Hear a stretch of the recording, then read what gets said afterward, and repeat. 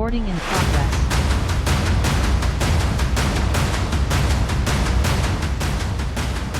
好，同志们，好，同志们，我们都在轰轰烈烈的站起来，站起来。Welcome out there to the 242nd edition of China Now with your gang of two, Nansu, who is the senior investigative reporter for Epoch Times, and Michael Olson, yours truly, who once dreamed in Chinese of going to live there, but who was dissuaded from doing so by the great helmsman himself, Mao Zedong. Well, ladies and gentlemen, each week, Nansu and I take the news of, by, and from China, and we ask, China now, friend or foe, war or peace? And there's a lot of asking to be done today. Ni hao, Nansu. Hi, Michael. Good to be back. 1 week ago, as we left China Now and rode off into the sunset, we were wondering, we pretty much were assured that Donald Trump was going to make his decision in 2 weeks. But it wasn't in 2 weeks. It was within 2 weeks. And it turned out to be only 2 days. 2 days. And with that bold, incredible stroke, I think he really went a long way in changing the face of the Middle East. And well, if the Middle East is changed, then that's going to impact the continental alliance against the United States among China, Russia, Iran, and North Korea. And good thing, bad thing he did. What do you think? I think so far so good. So far so good. Do you think he got what he went there for, which is to say, do you think he put the nukes out of business? He got entirely everything he wanted. It's just it's going to happen next week, right? That Iran is going to come back to the negotiation table. That's sure for one. Now, although there's a current debate, how much longer that the Iranian nuclear weapon is delayed, but it doesn't matter. Just say delay 6 months. Just say delay 6 months, okay? We'll be back. But it doesn't matter, right? Because they're going to come back next week. Next week, and Trump got 6 months. Next week they don't make an agreement. Maybe drag 2 more 3 weeks. Just go back to bomb there again. There's nobody can stop a U.S. Air Force to go there to bomb there. They don't even know if you're there. Next time they're not going to even make any advanced. They're not any. You can take any minute. They would just go. They'll just bomb it and just come back. If one time bombing is not enough, there's bombing 2 days, 3 days, or 5 weeks, or just keep bombing them for a whole month. Yeah. It doesn't really matter. So basically, it's good enough. It's all it takes is take something to have Iranian leader come back to the negotiation table. I think that's all Trump needed, and he had enough time to make a negotiation. And this, of course, will be the subject for our second hour today. So We'll dig into it right there. But really quickly, Nansu, what impact do you think Trump's bombing of Iran will have on our other contenders, which is to say China, North Korea, and Russia? Well, first of all, we'll see. It's very well. For now, of course, China and Russia are watching closely. They're not able to help Iran. China, it's kind of like a stay away, except making some lip service to help Iran. And Russia, doesn't have a really capacity to help Iran. They're just too much into the Ukraine war. And of course, North Korea is not capable of. So Iran is isolated, and so you see this continental power against the United States in the Eurasian continents. It's kind of hanging loose now. Yeah. It's kind of like will it continue? We don't know, and I think it has tremendous impact on this anti-U.S. continental power So so in far. effect, Donald Trump got a twofer.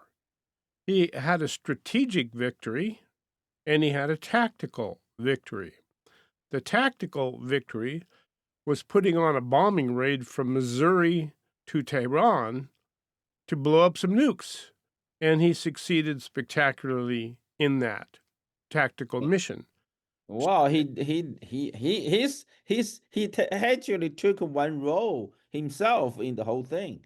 The way he did it is he tried to deceive the Iranian leaders, right? You remember last Saturday, Wednesday he gave 2 weeks notice, right? Yes. Well, it was kind of 2 week notice. Yeah, It two was, weeks I'll notice, make my and then he said, decision. "Well, he may do it, he may not do Yeah. it. He will make a decision Within 2 weeks. within 2 weeks, Right. right?" And then Saturday, he went to. Nobody would thought he was going to make the attack on Saturday because he is in New Jersey playing golf, right? And then before that playing golf Saturday, he actually met with Bannon from MAGA, that because Bannon was openly against the attack from the MAGA side, right? Uh-huh. Well, a So lot of the MAGA people were against the attack. right now, so Trump went to New Jersey, play golf for a whole day, and invite a bunch of MAGA people to have dinner together. So, uh, publicly, everybody saying he's still working with MAGA, try to gain their support, right? I guess in the minds of an Iranian leader, they look at all these things. They probably felt pretty safe. Trump is not going to make the attack Uh, uh on that Saturday, right? So he play a whole day of golf, have dinner with MAGA people, and then he flew back by helicopter to White House. The you know the He left the helicopter at 6:03 Saturday night. Saturday evening, 6:03. He landed and left the helicopter, and he spent a few minutes talk to the reporters who are always there at the White House lawn, and then he walked into oh, the White wait House. a minute. When he was talking to the reporters on the White House lawn, he said something that was really I, amazing. He said, I was the hunted, now I'm the hunter. right, he say something, but he didn't say he's going to do it. Basically, now and then he went. That's like that's just like about 30 minutes before the bombing took place. So he left the White House lawn, and then he walked into the White House, went straight to the basement of the U.S. military Situation room. situation room. And I think that will, if you calculate it, I think that's about 6:20 or 6:25 by the time he got there. So which is about like what 15 to 20 minutes prior to the bombing, right? And also that at that time, see, US B-2 bomber and the F-35, F-22, and a bunch of F-15, F-16 crossing the Iranian border at about 5 p.m. Eastern time. So when he was at like at 5:03, 6:03, he landed in the at the White House lawn, and then that's like by the time he got the situation room, which is like about probably hour and hour and 20 minutes after the Air Force, all the the bomb, all the U.S. crew, and enter into the border of of Iran, right? So then 20 minutes later they start bombing that. That's so he played a central role there, trying to Sure. mislead Iranian leaders. Nobody's thinking, Well, the picture, bombing is yeah, the coming. picture on the television is he's playing golf, and then he's Yeah. having dinner with his buddies. While at the same time the bomber is flying, right? Because it took like 18 hours of flying to get there. So, the whole day he's playing there while at the same time the seven B2 bombers is on its way to Iran. And his opposition in Congress hooted and hollered because they wanted to be told before the activity started. And Well, he tell them before, then Iranian leader knows the same time, right? exactly, right, it wouldn't take that long. Why? I mean, what's the reason? We had a whole Korean War. We had a whole Vietnam War.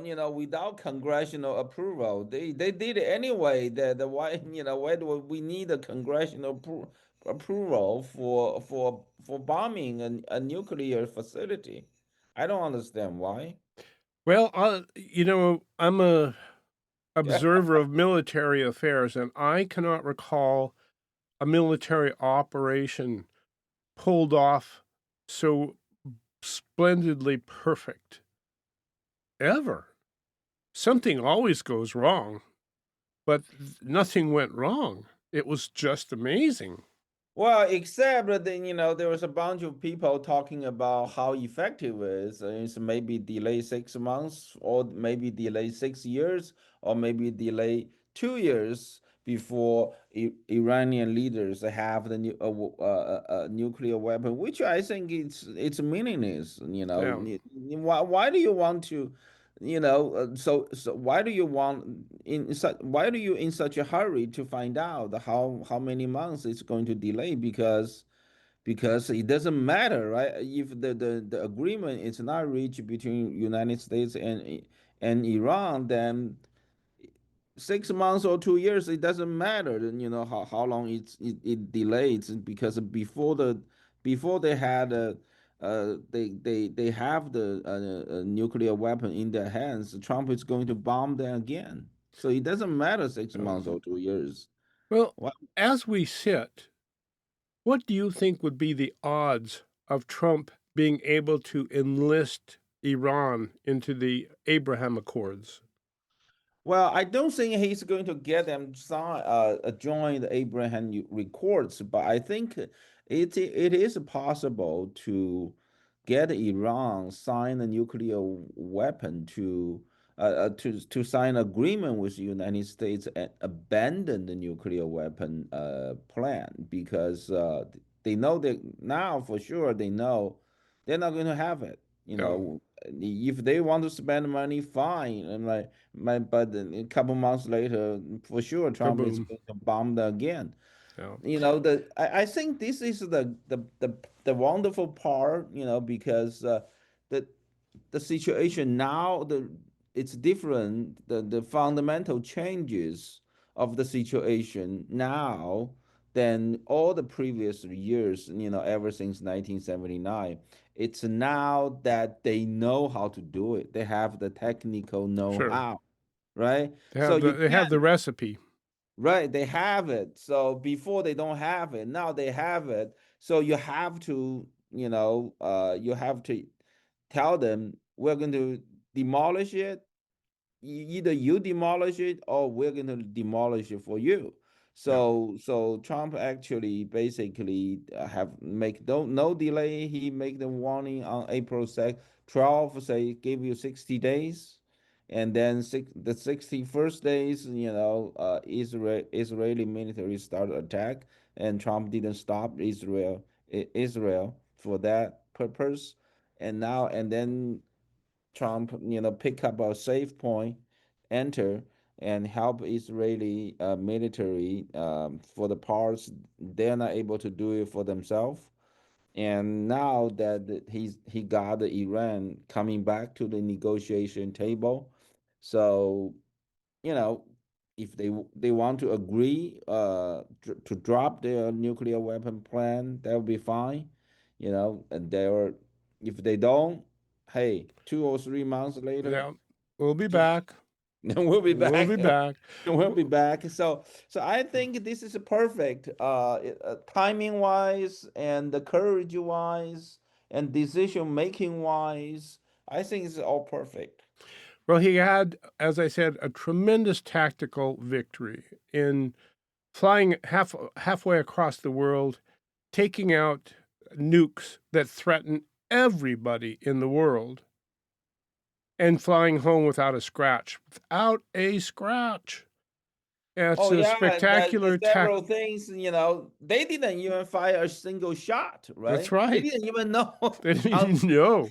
except because B-2 flew so high.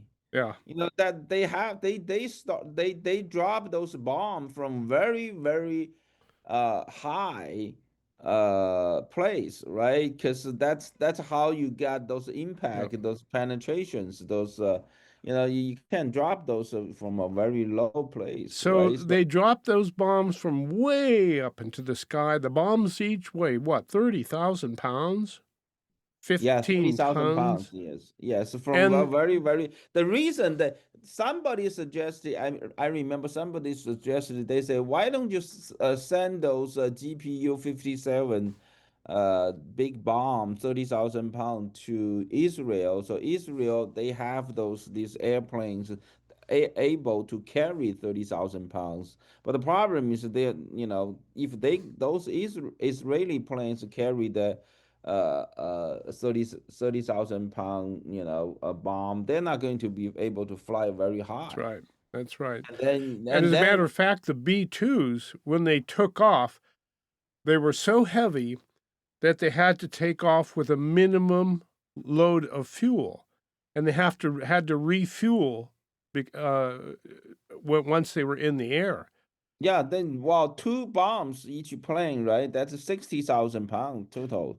And the interesting thing about those bombs, as you said, they had to drop them from way up into the sky, and then they put them down the air vents of the nuke facilities, which I I think somebody, I'm not sure if it's Mossad or CIA did a tremendous job to locate the ordinance of of those air air sure. chase. You have to be quite exact, right? So those 30,000 pound bunker busters had a pretty easy job, because instead of having to plow through all the rock to get down to the goodies, they just went down the air vent. But it's so technologically and human wise mind boggling that we could pull that off. And I say we because I'm part of the crew too, and so are you. So we Well, all have something to be proud they of. have to have the ordinance, right? Yeah. Yeah, they have to have the ordinance of those shaft, those ventilation shaft. It's very important. They have to have that. So I don't know how they actually found that. I'm not sure if they actually send someone there to how do they get that? It I must mean, be a maybe they tremendous did it with amount of thermal people. imaging. Oh, That's how I suspect you fly a drone over the place and with a thermal imaging camera, and you could probably pick them out. There was a movie a long time ago, and I think this one of the stars was James Brown, the football player, and his job so that all the Nazis were in a bunker, and nobody could figure out how to get them out. So James Brown took a bunch of hand grenades. They poured gasoline down the air vents, and then he put hand grenades down there, and that took care of everything. So when I heard of this, that I thought of that movie, and I thought, huh, Maybe somebody in central planning saw it too and figured out that's the way to get into the bunker that's, 3,000 feet deep or something, however deep it was. But at any rate, Trump had a tremendous tactical victory. It worked. We achieved the objective. But he also got a wonderful strategic victory in how he reshaped the minds of the marketplace, including our friends and our enemies throughout the Middle East, but also throughout the world. We'll pick that up when we go into our second hour. But right now, I think what we'll do is take the opportunity to take a quick break before we break into our weekly stories. And we have some very interesting weekly stories. I think we'll start it off by talking about the Brics summit, and which is the attempt to displace the American dollar. And it's led by Xi Jinping, and he's not going to show up to the event. So hang on, this is going to be very interesting. The Hook is California's first ever cannabis outlet. 100% locally owned and operated, we're here to be your friendly neighborhood hookup. We believe that everyone should have access to fairly priced cannabis, so we work hard to get it to you for 30 to 50% less than the other guys. If you're 21 or older with a valid ID, visit us in Capitola or in Watsonville today. We're here to be your friendly neighborhood hookup. Check out our website, hookoutlet.com, for deals and stay groovy. Hello, I'm Carolyn. 25 years ago, my husband Rudy and I opened Charlie Hong Kong with the commitment to serve healthy food grown in healthy soil. Today, the healthy food we serve comes from the sacred land in Pajaro Valley, where Dick Peugeot and his Lakeside Organics grow the soil, and the soil grows the healthy plant that we serve to you. When you eat at Charlie Hong Kong, you eat healthy food, and it's delicious. Charlie Hong Kong, Santa Cruz. Tomatoes, carrots, radishes, onions, squash, watermelon, all things we must eat regularly to survive. Hi folks, Warren Knox here. Wouldn't it be great to just walk out your front or back door and right there you can pick pesticide and chemical-free food that you grew? You can do just that with a Knox Garden Box, a heavily constructed, elevated garden box that will allow you to grow just about any vegetable or flower there is. Sold assembled or unassembled, shipped worldwide. The therapy of gardening is just a call away. You can find your Knox Garden Box built in Scotts Valley, California, or log on to www.knoxgardenbox.com. Our staff will answer any questions on gardening, so if you don't have a green thumb, believe we can see that you do. Okay, phone number to call is 831-461-0634. Thanks, folks.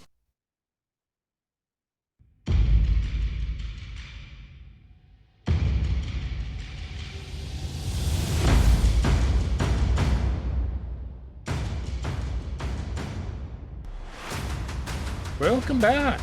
This is China Now, 中国现在. Michael Olson and Nan Su. Today we're taking on the news of the week that we see coming out of, by, and from China. There are some very interesting things coming out. And Nan Su's out for a minute, but we'll pick him up when we come back. I'll give you a brief on this. China tells, this from Bloomberg, China tells Brazil Xi Jinping will miss the Brics summit in Rio. Wow. Due to scheduling conflict, the CCP says, President Xi Jinping will miss a meeting of Brics leaders in Rio de Janeiro, marking the first time the Chinese leader has skipped the summit since taking power, 12, 13 years ago. Xi will be represented at next month's huddle by Premier Li Qiang. The CCP people also said Xi's frequent meetings with President Luiz Ignacio Lula were a big factor of this missing it this year, because he's been dealing with Lula quite a bit, evidently. Xi's absence, now this from Bloomberg, Xi's absence could undermine his efforts to use Brics bloc to expand China's global influence and build an alternative to the U.S.-led world order. Wow. The summit would also have given the Chinese leader his first chance to sit down with Iranian officials since the war with Israel began. His non-attendance will contrast with the presence of Indian Prime Minister Modi, who currently plans to remain in Brazil for a state visit after the summit. Modi's guest of honor status may also be influencing Xi's calculation, because attending a summit with to a lesser fanfare than another world leader would create awkward optics for China's most powerful leader since Mao Zedong. Lula has emerged as one of Xi's closest partners, and he is the leader of Brazil on the world stage, along with Russia's President Vladimir Putin. Well, Nansu, there's some interesting things in there. Number one, I think, is the emergence of Brazil as a running dog with the CCP. When did that happen? Brazil has been, really as a part of the BRIC nation, have a very close relation with China. So it's not a surprise. And then they're cutting off the China. It's cutting off the purchase from like corns, the agricultural products from the United States, while they're increasing tremendously the purchase of agricultural products from Brazil. And in return, Brazil is buying their BYD cars. Yeah. So here, this is something we need to pay attention closely, because Brazil is in our backyard. So it's coming. The infiltration is all around here in the United States, and then in the American continent. So I think there are several reasons that Xi doesn't want to attend the BRICS summit in Brazil. Number one, I believe he probably have some health issues. The health issue, about the rumors about his health issues have been going on for a long time. Yes. Everywhere he went The to rumors the of his meeting. stroke. Yeah. Everywhere he goes to the meeting, especially those Chinese Communist Party (CCP) top meetings. When we look at the video, he always, everybody else have one cup in front of them. He had two cups, right? Right. And then he had this painful look when he drank one of the cup. The things from one of the cup, probably I would say it's the Chinese herb medicine, which means he have to, if he has to always drink those things, because every meeting you see he shows up, he had two cups. Right. If he have to constantly drink those Chinese herbs. By the way, he's a big believer of Chinese traditional medicine. So that's why, he always have these cups. Okay. So reason number one would be he's not health attending is because he's not feeling good. Yeah, he's probably have some health issues. How Okay. bad it is, we don't know, right? All right. But we don't know. But what we did know is that the last summit in South Africa, he attended, but he didn't go there. He was there, but he didn't make a speech. That's He right. have somebody else made a speech for him, although he's there. So that's really, it's you look worse than he doesn't even come, right? So he was there, but didn't stand up and have a word. Yeah, That's a big deal. So he was there in the hotel, but they when the Chinese delegation come, especially Xi Jinping is a part of the delegation. What they do is they rent the whole hotel, not just a few room or maybe a one story of the hotel. They always rent the whole hotel. And then they will bring the even furnitures to replace the whole room of the furnitures for the Xi Jinping, and then he will bring his own chef, his own security, his own guards, everything, right? So and he was there, bringing such a huge group, but he didn't speak. He was Yeah. absent. He had somebody else spoke for him. So So do you think? I think he has some health issues. No. Okay. He can't make it the long flight. I Okay. think that's number one issue. Okay. What's number Yeah. two? Yeah, number two is there are three. I think there are three reasons. The second reason is I don't think he likes the media, the outside of China. If it's in Beijing, it's okay because they can control, whose question they will take, right? They will make Oh, pre-arrangement he doesn't of the like the question. spontaneous press conferences or anything like that. Right, because remember there were a couple scenarios. People ask him the question. He said, "Let me read my little book a little bit." And he will open the little book. He couldn't find the answer, and he wasn't able to answer the question. Did not look good. Okay. Right, generally doesn't like that environment because he's not economic. He's not he's not very good at economy. But all these kind of meetings, they are the economic summits.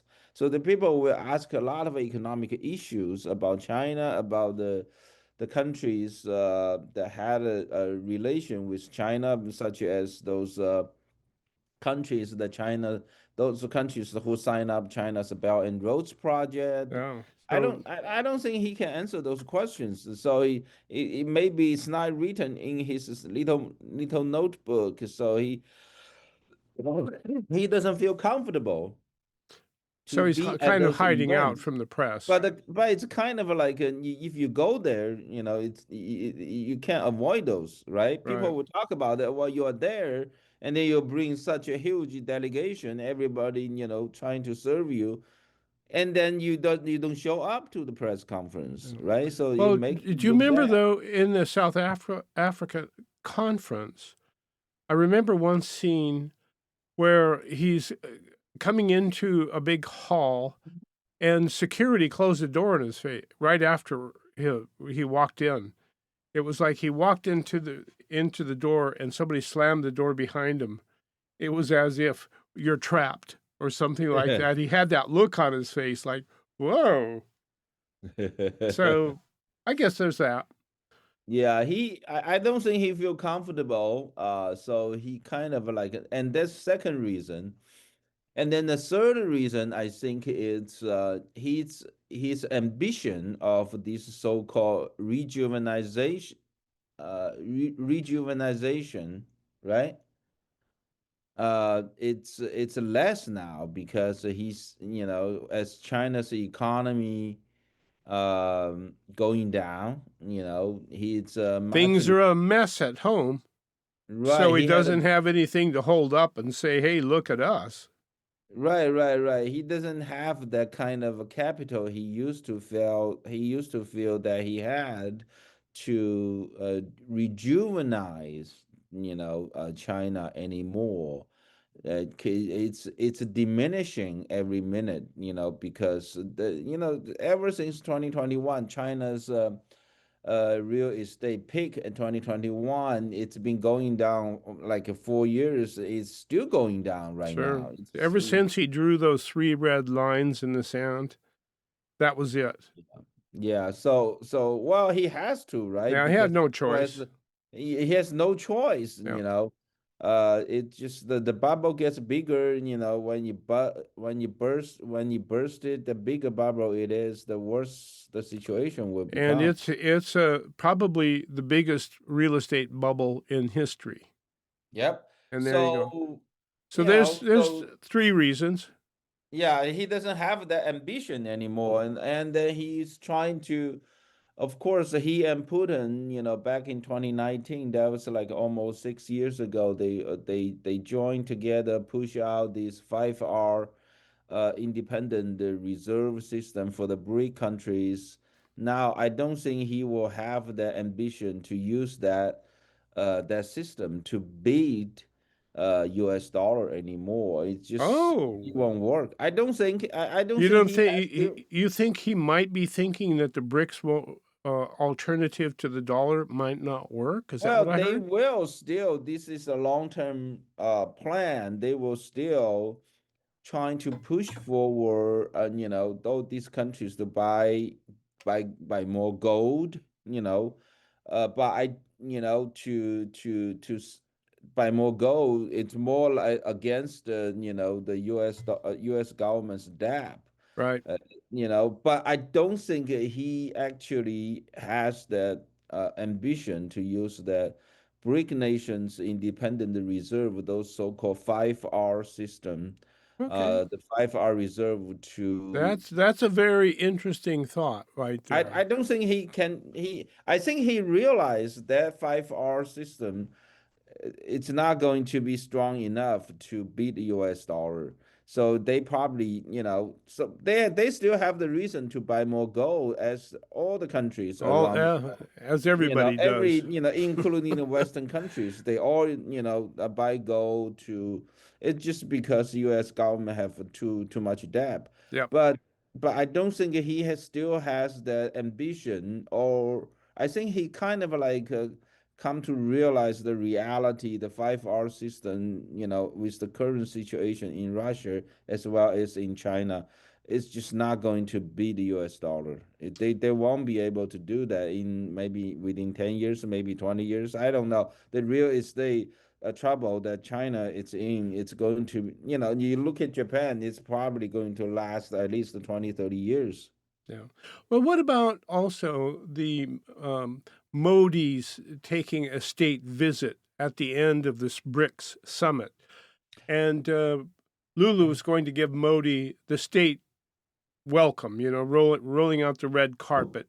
Of course, Modi's visit, it's going to make a Brazil president happy, right? Because if no country's leader really comes, that's going to make him, Right. look bad. They are hoping for all these, famous people coming, and Putin is not coming because, well, he's busy in the handling the war, right? Yeah.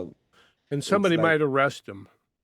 Well, I don't think they'll arrest them. Be realistic. Come on, I don't think any country will actually I don't think all these small countries. If Putin actually go there, they will arrest them. I think Don't that's. think that would happen.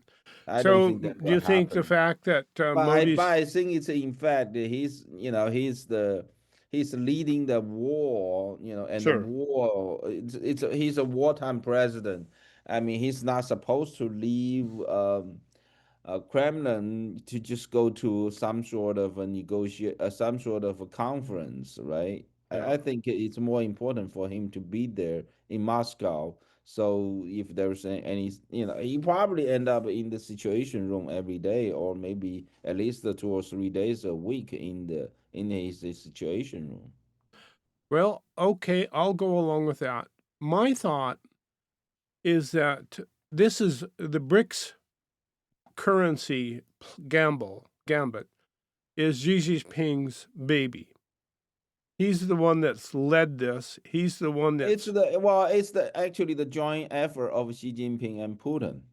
and Putin. Okay, fair Yeah, enough. but both of them realize that's just not realistic anymore. China facing the economic hurdle, huge bubble, and Russia it's in a deep So they're trouble. just going to give up on it, on the BRICS. Well, I don't think they give up. They gave up already. I think they probably think, well, maybe we will trying to push that forward again, maybe in a few more years when their situation gets a little better. Okay. Well, at any rate, Xi Jinping is not going to the conference, which is, I think, has been for a long time his principal weapon against the United States of America. There's a currency war, and Well, that's the currency war, it's just not there anymore. But the challenges is still there. Now the challenge facing the U.S. dollar, it's really U.S. government itself now. there it is. Absolutely. Well, let's move on then. and we'll continue scratching our head as to why Xi Jinping is not going to Brazil. But however, just like at the same time this week, just like a 2 day, I think it's just 1 or 2 days before they announced that Xi Jinping was not going to Brazil. They also the CCP propaganda department. They had a news conference in Beijing. They announced on September the 3rd they are going to have 80-year anniversary of winning the war against Japan during World War II. Mhm. So they're going to have that celebration, and Xi Jinping is going to have another military marching at Tiananmen Square, and Putin is going to come. So it's just like back in May, Xi Jinping visited Moscow, celebrate the 80-year anniversary Right? of European victory, there in World Best, War II. yeah, best friends. Yeah, yeah, yeah. So Xi Jinping and Putin standing side by side, Right, right? right. In Moscow, and then now the Red Square, and now that it just changed your place. Instead of a Red Square, it's a Tiananmen Square. Animated. Still the same two guys there. There they are. They You know, probably have well, it's going to to have a lot more people, a lot more military people showed up than what they did in Moscow, because Putin doesn't have much military showed up. now the They're CCP, busy. They're in war. yeah, the PLA invites military people from all over the world Well, same to the, thing. It's all these countries friendly to China, to Russia. Those countries will send their guard of honor. yeah, to To march in the join the parade. parade. Okay. Probably will. I don't know if it's going to be they're going to see Russia troops, but China, because of war. Yeah, probably China, Russia will, because during World War II, Joseph Stalin, sent the Red Army to China, help them to defeat the Japanese right at the end of World War II. So I'm not sure if you're going to see Russian troops marching on Tiananmen Square, but for sure they are going to mobilize probably at least the 10,000 Chinese military troops, and they will have more airplanes flying, because back in May, the, during the Red Square military watching, you only have a few. I mean, I forgot, maybe 10 or 15 airplanes flying above Moscow, but Right. this time they're going to have a lot more, because they're in war. They haven't all been shot down yet. All their planes are already being shot down, right? Well, Nansu, there's one thing that I've always admired the PLA for, the People's Liberation Army, and that is their ability to put on a military parade. Nobody does it better than the PLA. I mean, Oh, of it is course, spectacular. yeah, it's just that they spend the money. They're willing to spend the money for the show. Yes. Right, so I think just like a few 2 days or 3 days ago, when the Chinese CCP's propaganda department make the announcement on the news conference, they actually say the military personnel who are preparing to join the parade on the for the September 3rd military parade. They're already together in the military base near Beijing. Right. They're going It's to all change staged. Yeah. 3 months of training, just to make the parade on the September 3rd looking good. Yeah. Just make that look good. They have, like, they spend such more than 10,000 people. Think about this. I don't know this time it's going to be 12,000 or 15,000. I think on 2019, which was the 6 years ago, October 1st, that's the 70th anniversary of CCP's communist regime, communist China. So I think they have like 15,000 troops marching. So I don't know what's the total number this time. But there it is. Well, Yeah. ladies and gentlemen, I'll tell you one thing. If you would like to have the bleep scared out of you, just tune in to the PLA's military parade, and you'll see an incredible display of military precision. There you go, and armaments and everything. It will scare you Oh because well, doesn't necessarily scare you. They have those beautiful girls, right? They're with females, female soldiers. They're pretty good looking, actually. okay, you got it there. Speaking of the military, really quickly, in closing out this hour, Epoch Times came out with an article about the annual reshuffling of PLA generals that caught my attention. According to longstanding CCP practice, a group of generals is promoted before Army Day on August 1st every year. The hot topic is who will replace them. Zhu Zhilang, a former vice president, chairman of the CCP's Central Military Commission, suddenly passed away on June 2nd, making him the latest casualty following a string of top CCP military officials who have encountered misfortunes, including sudden death, arrest, and simply disappearing. The retired one, not the current one. It's the retired guy. Yes. He already retired. And then He Weidong, one of the vice chairman of the Central Military Commission, one of Xi's most trusted men, has disappeared, leaving General Zhang Youxia alone at the top of the military. So in the last 13 years, since Xi became CCP leader, he has launched waves of anti-corruption campaigns to purge his political enemies, many of whom were in the military, in order to consolidate his power. From 2023 to 2024, the Chinese regime began to see purges with the top 12 PLA officials removed in the name of anti-corruption. In 2024, China observer Li Yuan listed the names and ranks of 101 top CCP military leaders who were put in jail. Li said there were enough individuals to form a military company, with 97 being at general level, alongside 4 more colonel-level cadres. All the senior military officials purged over the past year had previously been promoted to their positions by Xi. Now, we've been watching this Nansu for, a couple years, maybe 3 years. What the heck is going on with the military?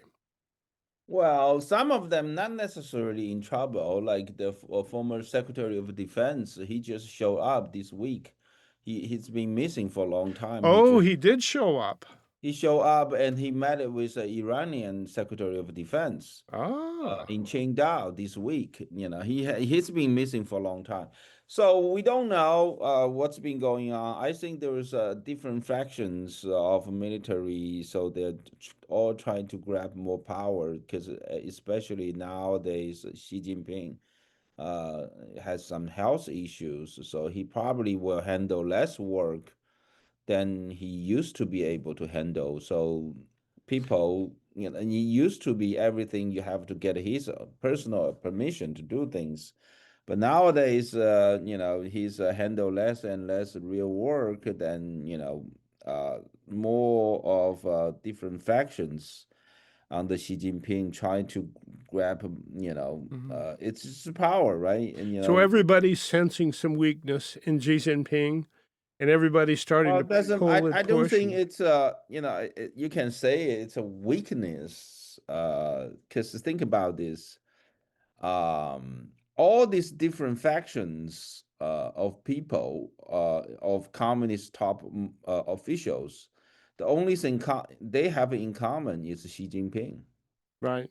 So if now think about this, it's not wise for these people, one or two factions also they will stand out against the Xi Jinping, because then you make yourself become the target of every other factions, right? So, but the struggle among them will not be stopped by Xi Jinping. Xi Jinping won't have enough power, enough strength to stop the struggle between among different factions. I think that's what's going on. You know, it reminds me of a scene in the movie Zorba the Greek with Anthony Quinn. I don't know if you ever saw that movie, but it's set in a Greek village. And in one of the houses, one of the elderly women was in the process of dying. She was on her deathbed, and she was surrounded by all of her friends who were mourning outside. And then somebody comes out and she said, "She's gone." And all the little old ladies rush into the room to get as much of her stuff as they possibly could, right? And then the little old lady that was dying suddenly woke up, jumped up, and all the little old ladies who were stealing all of her stuff had to run back outside the house and wait for her to die again. But it kind of reminds me of that might be what's going on. Well, I think that's that's the kind of a similar situation, right? He probably is only able to handle less amount of work, so he has to let other people to handle the daily work, and whoever gets the part of the pie, will probably get more power, and I think that's kind of like a situation. But I don't think that I don't see a big change. But the key here is I always remind people whoever replaces him is still going to be a Communist Party member. So why do I see a lot of people. Now, ladies and gentlemen, this is something Nancy has been lecturing me on for 3-4 years now. It doesn't matter who is on top of the CCP, because it's the CCP. That's the problem. Still, they are still the biggest enemy ever, in the entire history to freedom, to humanity, and to the peace of the world. It doesn't change anything, right? That's why I don't understand. There are people spend hours just to try to talk about the little details, who is getting little more power. Because it's the fun part of it, trying to read those tea leaves in Xi Jinping's 2 cups that are sitting in front of him, and try to figure out what in the heck is going on. And it's a kind of a fun thing to do. Why else would you sit and watch video of the CCP Congress? There's no other reason other than to see somebody make a gesture that might mean something. Okay. And I'll bet, Nancy, that every one of the delegates in those CCP Congresses have a video camera watching them, just watching them to make one gesture that will tell the leadership what they're really thinking. Okay. Yeah. Yeah, but I think Americans shall waste no time. This is the time for us to prepare more, to increase our strengths, to increase our capacity to defend ourselves. I think we should use all those time more effectively. Amen to that, ladies and gentlemen. This has been the first hour of China Now. When we come back, we're going to look at Donald Trump's strategic victory in the bombing of the Iran nuclear facility, how it's going to reshape the Middle East. Stay tuned. Don Su, Michael Olson, and you, China Now.